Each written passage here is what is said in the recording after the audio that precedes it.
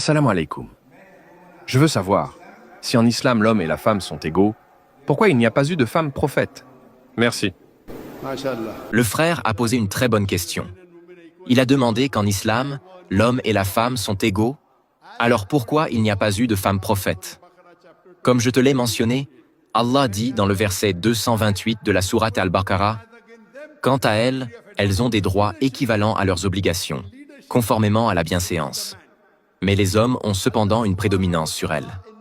En matière de leadership, c'est l'homme qui est en position de dirigeant. Tu sais, lorsqu'un prophète vient, il doit diriger la prière. Si une femme dirigeait la prière avec des hommes derrière elle, ils seront plus concentrés sur la femme qu'Allah, n'est-ce pas? Tu comprends? Cela irait contre l'ordre islamique. Normalement, même en politique, on voit que le chef de l'État va à la rencontre des autres, il y a des interactions, des photographies, tout cela est présent. Cela briserait donc le hijab. Ainsi, Allah subhanahu wa ta'ala n'a pas voulu imposer un fardeau supplémentaire à la femme.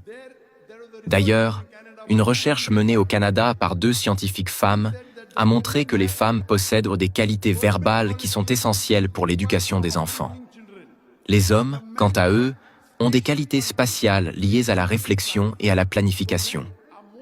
Les hommes sont donc plus impliqués dans la planification et le leadership par rapport aux femmes. Mais en matière de communication et d'éducation des enfants, c'est la femme qui excelle. Élever un enfant n'est pas une tâche facile, c'est une grande responsabilité.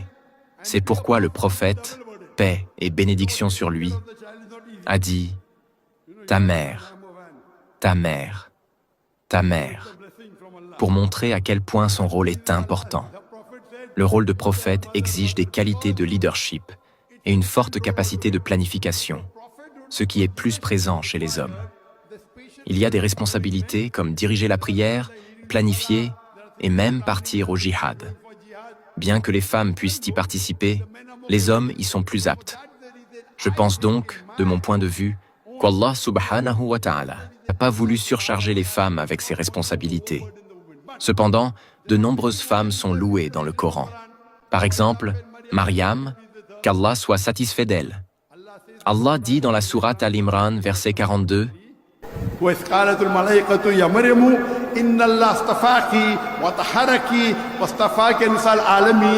et quand les anges dirent, « Ô Marie, certes, Allah t'a élu et purifié, et il t'a élu au-dessus des femmes des mondes. » Marie n'était pas une prophétesse, mais elle a été choisie au-dessus de toutes les femmes.